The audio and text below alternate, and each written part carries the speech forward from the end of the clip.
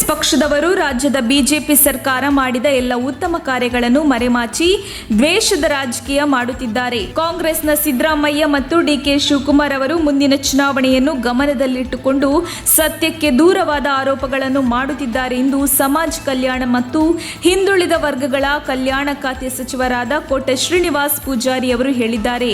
ಮಲ್ಲೇಶ್ವರದ BJP ರಾಜ್ಯ ಕಾರ್ಯಾಲಯ ಜಗನ್ನಾಥ ಭವನದಲ್ಲಿ ಇಂದು ಪತ್ರಿಕಾಗೋಷ್ಠಿಯಲ್ಲಿ ಮಾತನಾಡಿದ ಅವರು, ಸಿದ್ದರಾಮಯ್ಯ ಮತ್ತು ಕಾಂಗ್ರೆಸ್ ಪಕ್ಷದವರ ಅಪಪ್ರಚಾರದ ಹೊರತಾಗಿಯೂ ರಾಜ್ಯದಲ್ಲಿರುವ ದಲಿತರು, ಹಿಂದುಳಿದವರು ಮತ್ತು ಪರಿಶಿಷ್ಟ ಜಾತಿ ಪಂಗಡದವರು ಬಿಜೆಪಿಯನ್ನು ಸ್ಪಷ್ಟವಾಗಿ ಬೆಂಬಲಿಸುತ್ತಿರುವುದು ನಮ್ಮ ಕಣ್ಣ ಮುಂದೆ ಬರುತ್ತಿದೆ. ಇದರಿಂದ ಹತಾಶರಾಗಿ ಕಾಂಗ್ರೆಸ್ನವರು ಇಲ್ಲಸಲ್ಲದ ಅಪಪ್ರಚಾರ ಮಾಡುತ್ತಿದ್ದಾರೆ ಎಂದು ಟೀಕಿಸಿದರು. ಪಂಚರಾಜ್ಯಗಳ ಚುನಾವಣೆ ಫಲಿತಾಂಶ ಬಂದ ಬಳಿಕ ಅಧಿಕಾರದಲ್ಲಿ ಇರುವಂತಹ ಒಂದು ರಾಜ್ಯವನ್ನು ಕಳೆದುಕೊಂಡ ಕಾಂಗ್ರೆಸ್ನವರು ಹತಾಶ ಭಾವನೆಗೆ ಒಳಗಾಗಿದ್ದಾರೆ. ಕರ್ನಾಟಕದಲ್ಲೂ ಬಿಜೆಪಿ ಅಧಿಕಾರಕ್ಕೆ ಬರಲಿದೆ ಎಂಬ ಆತಂಕ ಕಾಂಗ್ರೆಸ್ನವರ ಮನಸ್ಸಿನಲ್ಲಿದೆ.